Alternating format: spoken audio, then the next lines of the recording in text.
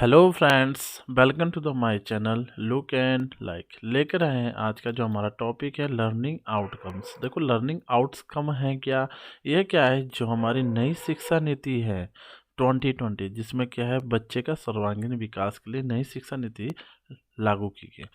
तो इसमें जो मेरा विषय रहेगा वो है लर्निंग आउटकम। देखो, लर्निंग आउटकम है क्या, सबसे पहले हमें ये पता होना चाहिए कि अधिगम हम किसे कहते हैं। देखो, अधिगम का मतलब होता है कि हमने सीखना। अधिगम का मतलब होता है सीखना, कि सीखना कितना सीखा है, कितना सीखा है, और प्रतिफल उसका क्या फल मिला है। तो देखो अधिगम, अब देखो सबसे पहले क्या है, अधिगम संबंधित जो क्या है परिणाम है जो कि लक्ष्य पर आधारित है। अब देखो अधिगम जो संबंधित परिणाम है, जो भी सीखे हमने, जो सीखने के अकॉर्डिंग जो हमारे उसके जो रिजल्ट है, परिणाम है, तो वो किस पर आधारित होना चाहिए, हमारे लक्ष्य पर। देखो बहुत अच्छा वर्ड है, किस पर, लक्ष्य पर। ठीक है, चलते हैं अगले पेज की ओर। अगला पेज क्या है कि अधिगम प्रतिफल क्या है। देखो अधिगम प्रतिफल है क्या, हमें पता होना चाहिए। अब देखो अधिगम प्रतिफल अगर हम बात करते कि विद्यालयों में अध्ययनरत छात्रों की गुणवत्ता शिक्षा प्रदान करने के उद्देश्य से कई नए प्रयास किए जाते हैं। देखो विद्यालय में जो बच्चे पढ़ रहे हैं उनकी अच्छी शिक्षा और गुणवत्तापूर्ण शिक्षा के लिए कई नए प्रयास किए जाते हैं। इन सब का उद्देश्य छात्रों में शैक्षिक गुणवत्ता का विकास और अच्छी उपलब्धि स्तर को हासिल करना या कराना होता है, जिससे छात्रों का क्या हो सके, सर्वांगीण विकास हो सके, है ना। बहुत अच्छा है। अब इसके बाद क्या करेगी, किसी विद्यार्थी के लिए पाठ्यक्रम में सीखने के दृष्टिगत जो लक्ष्य या दक्षताएं, देखो लक्ष्य आगे ना बात यहाँ पर, जो भी लक्ष्य और उसकी क्या है दक्षता है वह निर्धारित की जाती हैं तथा जिन्हें ध्यान में रख शिक्षक अपने दैनिक कक्षा शिक्षण को संपादित करते हैं और कक्षा के उत्तर अनेक सह शैक्षिक गतिविधियों का आयोजित करते हैं, उन्हें हम क्या कहते हैं, लर्निंग आउटकम करते हैं।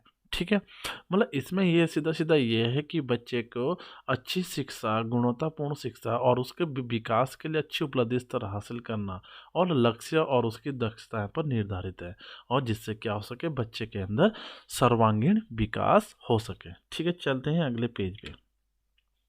अब अगला पेज कह रहा है कि अधिगम प्रतिफल के कुछ तथ्य।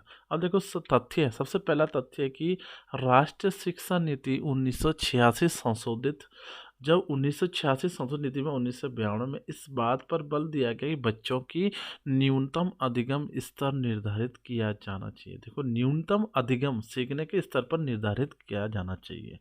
ठीक है, अब अगला बिंदु है कि सर्व शिक्षा अभियान 2000 और 2001 में निशुल्क एवं अनिवार्य बाल शिक्षा का अधिकार, इस पर ज़्यादा ध्यान केंद्रित पर क्या किया गया था, बल दिया गया।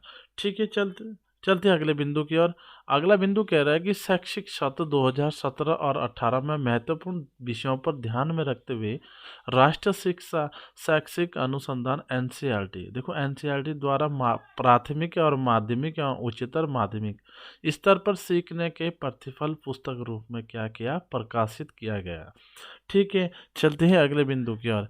राष्ट्रीय शिक्षा नीति 2020 में भी न्यूनतम अधिगम प्रतिफल प्राप्त करने पर विशेष जोर दिया गया। देखो जो सबसे पहला बिंदु था कि राष्ट्रीय शिक्षा नीति 1986 में जो संशोधित किया गया था कि 1992 में इस बार पर बल दिया गया कि न्यूनतम अधिगम स्तर पर निर्धारित किया गया। देखो जो क्या है, न्यूनतम अधिगम स्तर पर क्या है निर्धारित किया, वही क्या है, राष्ट्रीय शिक्षा नीति 2020 में न्यूनतम अधिगम प्रतिफल प्राप्त करने पर विशेष जोर दिया गया है। ठीक है, चलते हैं अगले पेज की ओर। अगला पेज में है कि अधिगम प्रतिफल की एक शिक्षक की भूमिका क्या होनी चाहिए।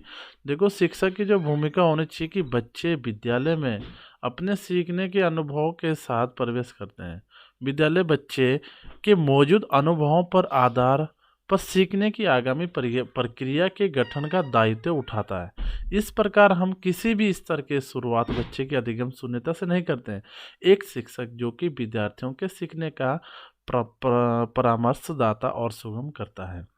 अब इसका मतलब है क्या, देखो क्या होता है, बच्चा जब विद्यालय में प्रवेश करता है तो क्या होता है कि शिक्षक क्या करता है कि उसको शुरू से ना सही उसको क्या करता है, जहाँ से वो स्टार्ट, जहाँ पर वो जिस क्लास में बैठता है वहीं से देखो उसको हमें उसका आईक्यू पहचानना होता है कि बच्चे का स्तर है क्या, वो क्या शून्य से स्टार्ट करना, उसको हमें शून्य से स्टार्ट करना है या फिर उसकी जो आईक्यू क्षमता है वो किसके अकॉर्डिंग है। तो एक शिक्षक की भूमिका इसमें बहुत ही इम्पोर्टेंट रहती है कि हमने बच्चे को जांचना है कि बच्चे का जो आईक्यू स्तर है वो किस लेवल का है।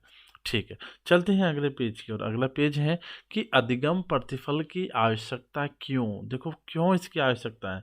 चलो सबसे पहला बिंदु है इसमें कि निःशुल्क एवं अनिवार्य बाल शिक्षा अधिकार अधिनियम जो कि 2009 की क्रियान्विति अंतर्गत प्रत्येक विद्यार्थी की गुणवत्ता युक्त शिक्षा को सुनिश्चित करने हेतु, देखो ये क्या कह रहा है कि अधिगम आवश्यक क्यों, क्योंकि निःशुल्क एवं अनिवार्य बाल शिक्षा, ठीक है, और जिससे क्या हो कि प्रत्येक विद्यार्थियों की गुणवत्ता युक्त, जिसमें क्या है, क्या दे रखा कि प्रत्येक विद्यार्थी की गुणवत्ता युक्त शिक्षा को सुनिश्चित करने हेतु की आवश्यकता है। चलते हैं अगले पॉइंट की ओर।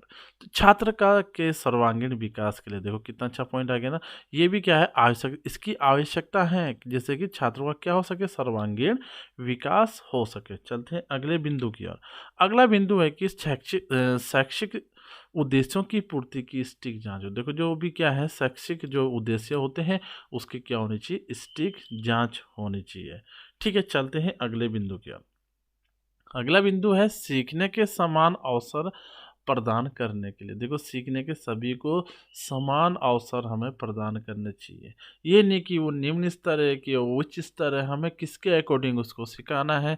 देखो हमारा क्या है कि देखो सभी को क्या है समान अवसर देना चाहिए, चाहे वो निम्न स्तर के हो चाहे मीडियम हो या हाई हो।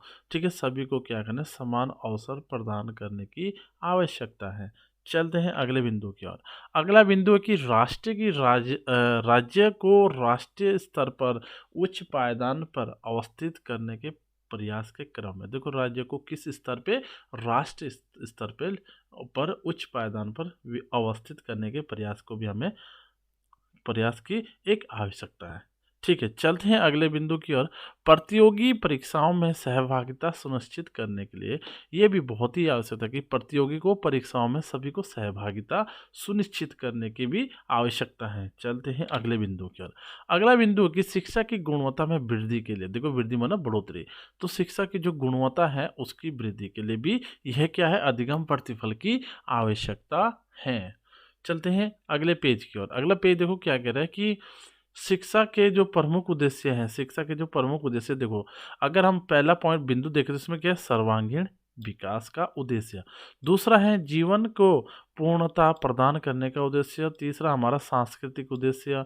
उसके बाद शारीरिक विकास के उद्देश्य, ज्ञानार्जन का उद्देश्य और चरित्र निर्माण का उद्देश्य, व्यावसायिक उद्देश्य, है ना। उसके बाद क्या आ गया हमारा, व्यावसायिक उद्देश्य और सामाजिक उद्देश्य और व्यक्ति का उद्देश्य और अवकाश के सदुपयोग का उद्देश्य, वातावरण के अनुकूल का उद्देश्य, ये सब क्या है शिक्षा के प्रमुख उद्देश्य है। ठीक है, चलते हैं अगले पेज पे। अगला पेज कह रहा है कि अधिगम प्रतिफल के मुख्य उद्देश्य, देखो जो मुख्य उद्देश्य होने चाहिए, क्या होने चाहिए कि सबसे पहला बिंदु है प्रत्येक विद्यार्थी को विशिष्ट इकाई के रूप में लेना। देखो सभी को हमने क्या करना है, विशिष्ट इकाई के रूप में लेना है। ये नहीं कि ये बच्चा पढ़ाई में कमज़ोर है, पढ़ने में कमज़ोर है तो नहीं उसको हम पीछे पीछे करें, नहीं, सभी को क्या करना है, प्रत्येक विद्यार्थी को विशिष्ट इकाई के रूप में उसको एक समान लेके जाना है। यही क्या है, अधिगम प्रतिफल का उद्देश्य है। चलते हैं अगले बिंदु की ओर। अगला बिंदु है कि तकनीकी का पूर्ण उपयोग सीखने के दौरान करना। देखो भाई सबसे पहले क्या है, हमें पहले खुद को सीखना है। सबसे पहले क्या है, खुद को सीखना है, फिर उसके बाद बच्चों को हम अच्छी तरीके से सिखा सकते हैं। जब तक हम अपने आप पूर्ण इसे सीख ना पाए तो हम बच्चों को नहीं सिखा पा सकते। इसलिए सबसे पहले क्या है, ये क्या है, तकनीकी, टेक्नोलॉजी का तो है ही, क्योंकि इसमें 21 सेंचुरीज जो है और आर्टिफिशियल भी है इसमें। तो अब इसके बाद क्या है, सारा बहुत ही डिजिटल होने वाला है, तो इसमें तकनीकी का पूर्ण उपयोग सीखने के दौरान करना। सबसे पहले हमें खुद को सीखना है, फिर हमने बच्चों को सिखाना है। चल ये भी क्या है, मुख्य उद्देश्य है अधिगम प्रतिफल के। चलते हैं अगले बिंदु पे। अगला बिंदु है कि अनिवार्य शिक्षा अधिनियम 2009 जो कि 2009 के अनुसार 6 से क्या है 14 आयु वर्ग के बच्चों को गुणवत्ता युक्त शिक्षा सुनिश्चित करना। ठीक है, चलते हैं अगले बिंदु पे। अगला बिंदु है कि बालकों कैसे खेल और निरंतर प्रगति स्तर की जांचने के लिए मानदंड तैयार करना। ये भी क्या होना चाहिए, अधिगम प्रतिफल के मुख्य उद्देश्य होना चाहिए। ठीक है, चलते हैं अगले बिंदु की ओर। शिक्षण को विषय तक सीमित ना रखकर, देखो अभी बात आई ना कि शिक्षण को, जो भी शिक्षण कर रहे हैं शिक्षक, उसको विषय तक सीमित नहीं रखना है। विद्यार्थी के सर्वांगीण विकास के लिए प्रयास द्वारा जीवन कौशल को भी विकसित करना है। हर रुचि में, चाहे वो खेल में हो, चाहे संगीत में हो, किसी भी क्षेत्र में हो, उसमें उसके क्या करना है, रुचि को उजागर करना था, प्रयास द्वारा जीवन कौशल को विकसित करना है, जिससे क्या हो सके, सर्वांगीण विकास हो सके। ये भी क्या है, मुख्य उद्देश्य। चलते अगले बिंदु की ओर। विद्यार्थी के सीखने के संदर्भ में अभिभावक को सजग एवं जागरूक बनाने हेतु उनकी उपलब्धि एक प्रगति की शिक्षा द्वारा अभिभावक में साझा करना। देखो बच्चे का बच्चा कैसा है, क्या करता है, कितना करता है, अच्छा कर रहा है, जो भी है, देखो उसको क्या करना चाहिए, साझा करना चाहिए। किसके साथ, अभिभावक के साथ, जिससे क्या हो, एक जागरूक बनाने हेतु। देखो ये आप बात आ रही है ना कि संदर्भ में, देखो सीखने के समय अभिभावक को सजग एवं जागरूक बनाने हेतु उनकी उपलब्धियों प्रगति को शिक्षक द्वारा अभिभावकों को साझा करना है, ताकि अभिभावक को भी पता चले कि हाँ, मेरा जो बालक है वो किस स्तर पर चढ़ रहा है। चलते हैं अगले बिंदु की ओर। घर एवं विद्यालय के बीच की दूरी को कम कर समाज को भी अधिगम प्रतिफलों को अवगत कर सको। समाज को भी क्या करना है, जो भी ये अधिगम प्रतिफल के उद्देश्य हैं उससे अवगत कराना। चलते हैं अगले पेज की ओर। अगला पेज इसमें जो क्या कह रहा है कि सीखने सिखाने की प्रक्रिया। अब देखो सीखने और सिखाने की प्रक्रिया क्या है, इसमें दो दिए गए, SIQE और दूसरा है CCE। देखो यह सबसे पहले इसमें हम पढ़ लेते हैं कि SIQ-CCE के अंतर्गत बाल केंद्रित शिक्षा गतिविधि आधारित अधिगम तथा सतत एवं व्यापक मूल्यांकन। देखो सतत एवं व्यापक मूल्यांकन, ये दोनों क्या घनिष्ठ मित्र है। ठीक है, क्रियान्वयन द्वारा बालकों का सर्वांगीण विकास हेतु प्रयासरत है, ये दोनों। अब देखो सबसे पहले क्या है, SIQ क्या है, state institute for quality education. अब ये क्या है, राज्य सरकार ने क्या एक पहल की, जिसका उद्देश्य शिक्षा के क्षेत्र में समय के साथ आ रहे नवाचारों और बदलावों को क्रियान्वित करना है, ताकि कक्ष में सीखने सिखाने की प्रक्रिया और सुदृढ़ बनाया जा सके। ठीक है, उसी के आधार पर निर्धारित आकलन सूचकों द्वारा सीखने सिखाने की प्रक्रिया का आकलन। और दूसरा क्या है हमारा, CCE। बहुत ही अच्छा टॉपिक ये भी। देखो CCE क्या है, continuous and the compressive evolution, जिसका CC का मतलब होता है दो दोस्त। मैंने अभी बोला अभी तक, दो दोस्त जो सतत तथा व्यापक मूल्यांकन इनका पूरा नाम है। इसकी शुरुआत सन 2009 में शिक्षा के अधिकार के माध्यम से हुई। अब इन दोनों अंतरों के मुख्य बिंदु क्या है, देखो सबसे पहला क्या है, आकलन और मूल्यांकन, मापन और परीक्षण। ठीक है, ये क्या थे हमारे SIQE और CCE। चलते हैं अगले पेज पे। अब अगला पेज है हमारा कि सीखने के प्रतिफल को बेहतर कैसे बनाना है। देखो सीखने के प्रतिफल को बेहतर कैसे बनाना है कि सीखने सिखाने की प्रक्रिया के दौरान सतत एवं व्यापक मूल्यांकन का उपयोग होना, जैसे हमने अभी तक कहा CCE। अगला बिंदु की वर्तमान परिप्रेक्ष्य में विद्यार्थी और शिक्षक के अलावा माता पिता, समुदाय के सदस्य और शैक्षिक प्रशंसकों को भी विद्यार्थियों के सीखने के बारे में जानने और उसके अनुसार बच्चों को सीखने संबंधी उन्नति पर नज़र बनाए रखने की ज़रूरत है। देखो कितना अच्छा है ना, जो भी बच्चा कर रहा है उसके अलावा माता पिता, समुदाय भी और शैक्षिक प्रशंसकों को भी, सभी को क्या है, उन्नति पर नज़र बनाए रखने की ज़रूरत है। ठीक है, चलते हैं अगले बिंदु पर। सीखने की निरंतरता के ध्यान में रखते हुए व्यवस्था को यह जानकारी देना कि बच्चे ने स्टिक के रूप में सीखा एक चुनौती भरा कार्य होता है। चलते हैं अगले बिंदु की ओर। राष्ट्रीय शैक्षिक अनुसंधान प्रशिक्षण परिषद NCERT के द्वारा विद्यालय से संबंधित ये सभी हितग्राही को शामिल करते सीखने की संप्राप्तियों को निर्धारित किया है, क्योंकि इसके बगैर छात्रों के सर्वांगीण विकास की बात उचित नहीं है। चलते हैं अगले पेज की ओर। देखो अगला पेज क्या कह रहा है कि देखो इसके कुछ पॉइंट है, जैसे प्रतिभागी। अगर सबसे पहले देखो ध्यान से समझना, प्रतिभागी जो होता है सबसे पहले क्या आता है इसमें, विद्यार्थी। क्या आता है, विद्यार्थी। उसके बाद क्या होता है इसमें, शिक्षक। ये एक चक्र जैसे क्या होता है, जीवन चक्र होता है, उसी के आधार पर प्रतिभागी चक्र है। उसके बाद क्या है, कर्मचारी और गण होंगे। उसके बाद शासन, उसके बाद समाज, और फिर अभिभावक, उसके बाद पूर्व छात्र और सामाजिक प्रतिनिधि, और अंत में आता है नीति निर्माता। ठीक है, ये क्या है, प्रतिभागी का चक्र है। चलते हैं इस पे अंतिम पेज पर। संदेश है किसका, श्री अरविंद पांडे जी का, जो शिक्षा मंत्री है, विद्यालय शिक्षा उत्तराखंड। अब ये भी क्या कहते हैं कि शिक्षा समाज में आधारशिला है, जो आज आज के विधायक कल के नागरिक है। शिक्षा के महत्व दृष्टिगत ही निःशुल्क एवं अनिवार्य शिक्षा का अधिकार अधिनियम 2009 के द्वारा 6 से 14 आयु वर्ग के बच्चों को निःशुल्क एवं अनिवार्य शिक्षा का अधिकार प्रदान किया है। उत्तराखंड में शिक्षा सदैव प्राथमिकता का विषय रहा है। ये हकीकत है कि शिक्षा सदैव प्राथमिकता का विषय रहा है।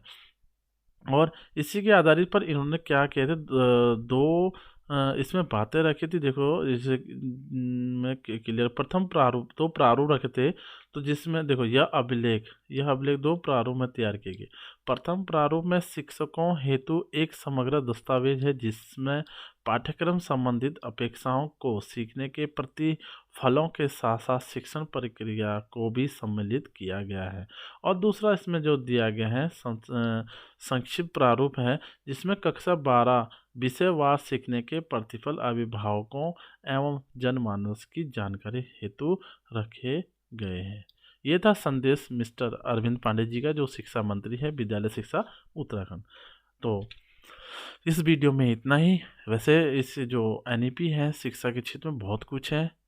मिलते हैं नेक्स्ट वीडियो में। Thank you so much. Okay, bye.